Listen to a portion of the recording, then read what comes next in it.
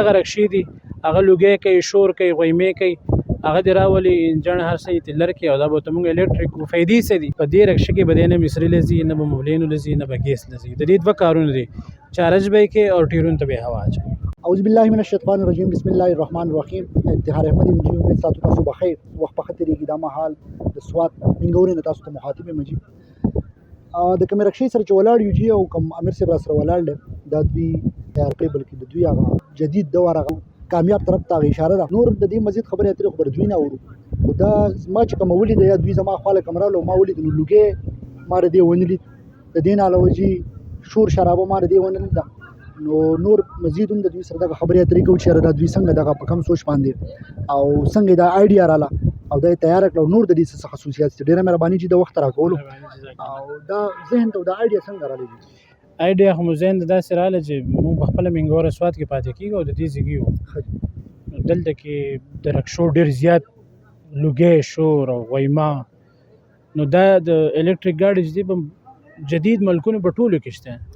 پاکستان کې موټر شته، پکې بسونه پکې شته، لیکن د غریب سړي دپاره پکې رکشه نشته. موږ د غریبانو دپاره پکې دا سوچ وکړو چې دوی هم الکتریک ته واوړي او د دغې څیزونه ته مشي. دا چې څنګه خبرې وکړو اکثر موږ هم لیدلي دي په نور داسې مختلف ځایونو کې، نو هغې کې دغه الکتریک دغه سهولت چې کوم دی نو مهیا خو تاسو د غریب دپاره لکه نشته، بلکل نشته. ګوره په دې مختصر به زه تا د دایم په منګوره سوات کې هر سړی به 70-80% به دا وایي چې دا رکشې شور کوي، دا لوګی کوي، دا ختم کوي، لیکن متبادل به دوی له څه ورکوي. بالکل که ته اوورال سوات مونږ والو 24-25-20-30 هزار رکشې وي، یو رکشې سره یو ډرایور دی، شاته دغه میکسیمم لږ کډه هم والي 4 کسان هم والي، نو چې 30,000 کسان شو 1,20,000 کسان شو. دا په سوات کې چې 1,20,000 کسان نه تر وزیر شوکې په بدله کې هغه له څه ورکوي. هېڅوک هم داسې نشته. موږ له دا سوچ کړی دغه رکشې دي هغه لوګی کوي، شور کوي، غویمې کوي، هغه دې راولي انجن هر څه یې لر کړي او دا به ورته مونږ الکتریک فایدې څه دي. ډرایور ته خو د ټول نه غټه فایده ده چې هر ډرایور د ورځې د 1,000 روپو ګیس یا پیټرول دا رکشې ته ور اچوي.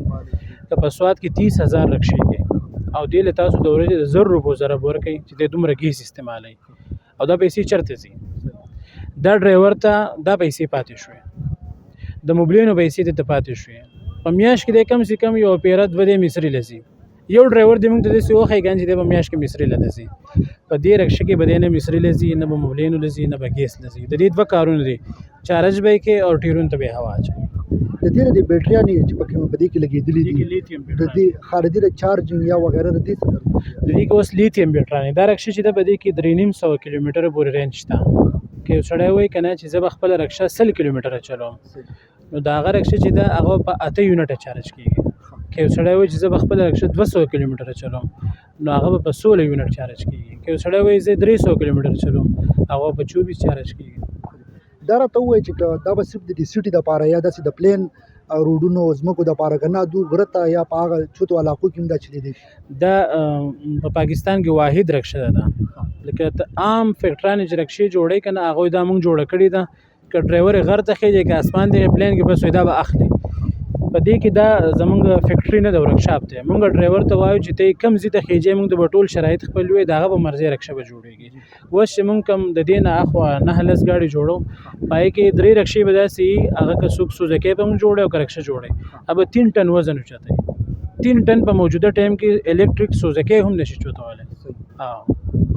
نو که څوک خواهشمن او یاره د دې د اخیستو دغه کوي، نو د دې نه علاوه خبرې اترې خو تقریبا مونږ وکړې، او د ریټ پیسې حساب یا ریټ چې دی د دې فکس ریټ ځکه نشته چې اوس دا رکشه چې مونږ ورکوو دا کمه چې ولاړه دا مونږ ورکوو په 9-9.5 لک روپۍ باندې. اوس که زموږ نه سړی په دې کې ارزانه غواړي په 2 لک روپۍ هم تیارېدی شي، په 8 لکه هم تیارېدی شي.